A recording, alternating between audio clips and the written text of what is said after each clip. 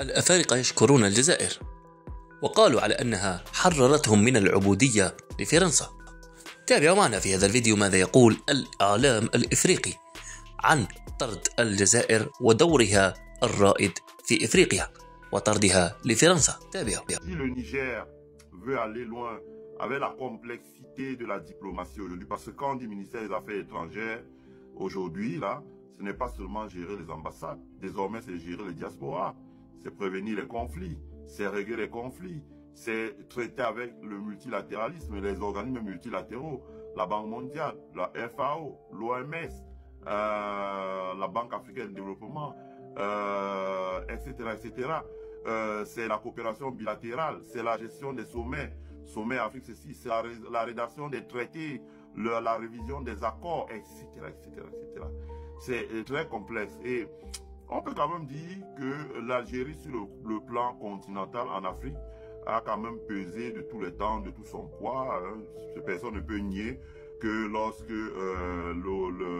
et je l'avais dit d'ailleurs sur mon mur Facebook à mon ami et frère Jean-Pierre Dupont que on se respecte, je le respectais, mais que je ne voyais pas la CEDEAO attaquer militairement le Niger tant que l'Algérie y était opposée. Et on a vu M.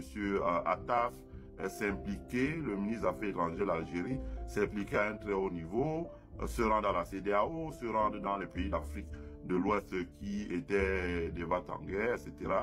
Et dire que l'Algérie n'acceptera jamais qu'il y ait un bruit de botte à ses frontières. Donc, elle n'hésiterait pas à intervenir en faveur du Niger. Et j'avais dit que jamais le Nigeria dont l'armée n'est pas si forte qu'on croit, jamais le Nigeria n'interviendrait là, même si elle avait le Sénégal, la Côte d'Ivoire, le Bénin avec elle, elle n'interviendrait pas quand les 3 troupes de l'AES et l'Algérie sont coalisées.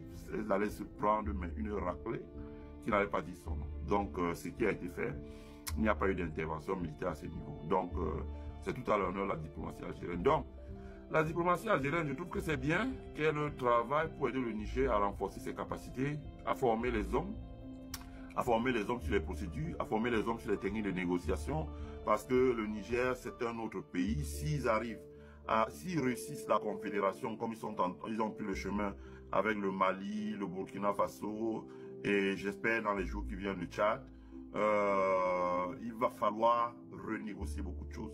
Il va falloir, pour un pays qui dispose énormément de ressources naturelles, de ressources en eau, de terres arables, d'une jeunesse comme le Niger, la même chose est valable pour le Burkina Faso et le Mali. Il va falloir négocier. Vous avez vu aujourd'hui comment le Mali et les sociétés minières s'étrippent parce qu'il va falloir renégocier tous les contrats qui étaient des contrats bidons qu'on a fait et qui a permis aux gens de s'enrichir jusqu'à ce que l'argent leur sorte par les oreilles. Donc il va falloir des hommes formés et qui ont un backup solide pour pouvoir négocier dans ces cas-là. Et on doit dans ce cas apprécier à sa juste valeur l'effort du gouvernement algérien qui met à la disposition du Niger une formation de très haut niveau, donc pour qu'elle puisse former ces cadres qui, j'espère aussi, vont former d'autres cadres parce que je suis africain, je suis camerounais. Quand vous allez dans nos ambassades, franchement, vous demandez si on a une diplomatie. Parce que, bon, les gens pensent que quand le ministre des Affaires étrangères, le jeune Bélasseme, là, à Yaoundé, il parle avec le drapeau du Cameroun, il parle bien, il sort, allez, c'est terminé, quoi. Mais la diplomatie au sens où on l'entend, rien. Rien. Rien, rien, rien, rien, rien. Rien. J'aime pas trop sacrer mon pays quand je suis à l'extérieur, voilà. Il y a certaines choses que je préfère dire vraiment entre nous, voilà. Mais la diplomatie, ça laisse à désirer. Dans les ambassades, ça laisse à désirer. La représentativité dans les organisations internationales. On envoie des gens avec des fausses identités, des faux diplômes, il y a des choses que je ne veux pas dire. C'est dommage et c'est regrettable.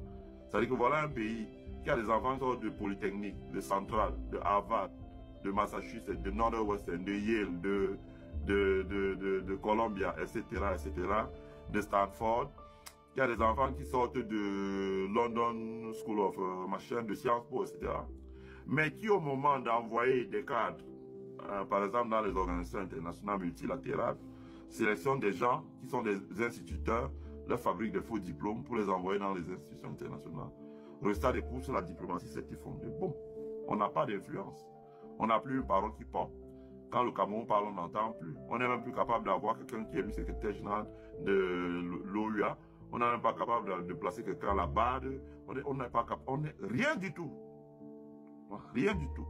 Alors, quand on voit les pays de l'AES ont de l'ambition, hein, ils ont quand même des talents que, quoi qu'on dise, on reconnaît quand même le génie d'un monsieur comme Abdoulaye Diop, qui est le ministre des Affaires étrangères du Sénégal. Donc, leur capacité à travailler, à débrouiller les dossiers, on l'a vu à l'œuvre quand le Sénégal, le Mali a dû affronter, par exemple, un certain nombre faire partie les Takuba, toutes ces histoires-là de leur territoire.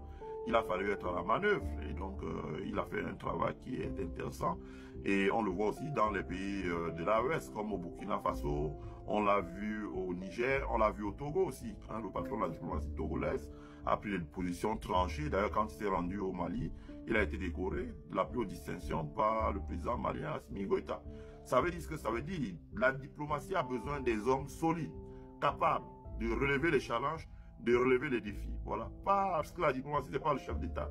La diplomatie, ce sont les diplomates, les hommes qui composent le ministère, les ambassades, les ressources humaines qu'on va placer dans les organisations multilatérales, la conception des programmes, l'influence pesée et la construction d'un multilatéralisme local. Parce que quand on conçoit la CIAC, on construit l'AES, il faut bien qu'en construisant l'AES, qu'à côté de la construction de l'AES, qui est par exemple des institutions multilatérales locales.